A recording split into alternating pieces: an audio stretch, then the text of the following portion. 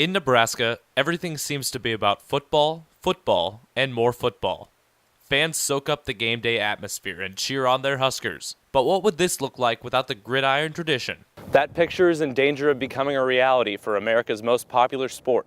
According to Sports Illustrated, growing concerns about concussions have led to a nearly 3% decline in America's most popular sport at the high school level, a trend that could spell trouble for Nebraska's favorite weekend activity.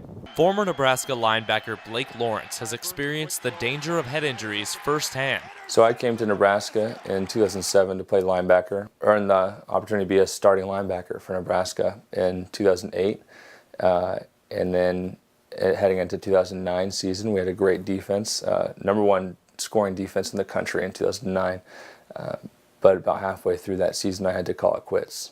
Lawrence suffered 4 concussions in just over a year, pushing him to the decision to quit football as a junior. His first concussion was in spring practice his sophomore year, when he took a hit bad enough to make him forget the names of his teammates and coaches. My teammates recognized I was not right and that I was not even playing a real position or reacting to play calls. And so they let the doctors know, and they went and took me through the entire protocol of checking on brain injuries and where I was at. Since then, the University of Nebraska has placed a greater emphasis on concussion research, opening the Center for Brain Biology and Behavior, or CB3, in the east side of Memorial Stadium. I talked to Kate Higgins, one of the postdoctorate fellows in CB3, to learn about how the experts study the brain. A concussion is a little bit of a unique injury. There's a lot more psychology, I guess, if you will, involved in a concussion than there might be in, say, like an ACL tear. Obviously, something like an orthopedic injury is devastating, but it doesn't seem to have the same effect on the brain as an actual injury to the brain, a concussion, does. According to Higgins, researchers are now classifying concussions differently than just a simple brain bruise, just one of the many advances in concussion research. So the brain rides in our skull in this cushion of fluid, somewhat similar to like a baby in a uterus, if that analogy helps. It's surrounded by fluid, which provides cushion. So when either the head stops really fast because it's run into something, or it runs into something and, well, when it stops fast, everything sort of sloshes around in the brain.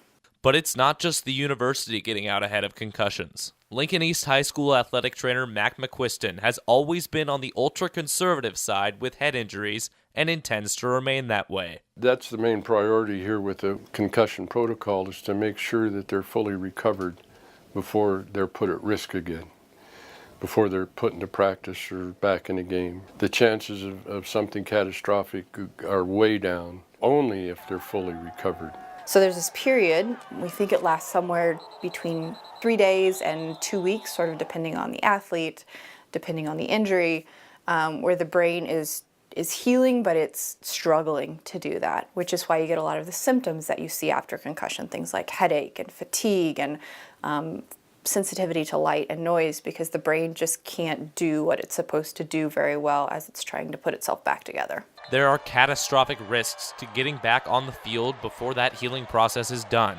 Lawrence looks back to a game his junior year when he was at risk for second impact syndrome after returning to the field within a half hour of an injury. My second concussion was in a football game in Manhattan, Kansas against Kansas State, and had a great hit, the best hit of my career, but also knocked myself out a little bit.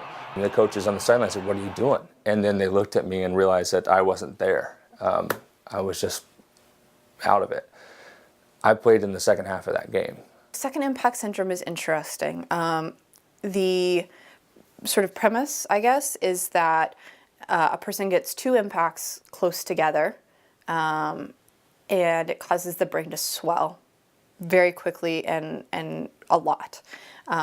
What brain swelling is very dangerous, because our brain is enclosed in a skull that's nice and firm and does a great job of protecting our brain. But if, for some reason, our brain swells quickly, it gets squashed up against the skull and it dies. According to Higgins, that degree of brain swelling can happen even from a normal contact after a certain number of concussions. Lawrence's doctor gave him a similar warning after his 4th concussion. You know that feeling where you don't know where you're at or what's going on or who people are? What if that was how you felt for the rest of your life? What if the names never came back and the people never came back and all your knowledge was just in that frozen state?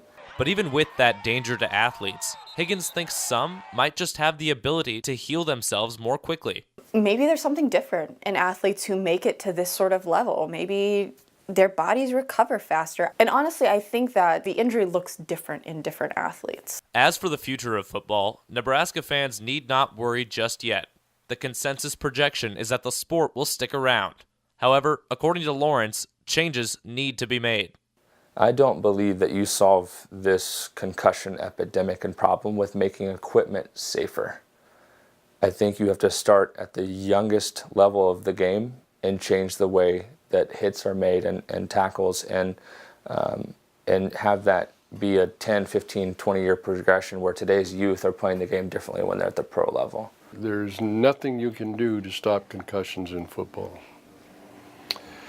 Just like there's nothing you can do to stop concussions in life. As long as they keep putting the pads on and paying people millions of dollars, football will be around.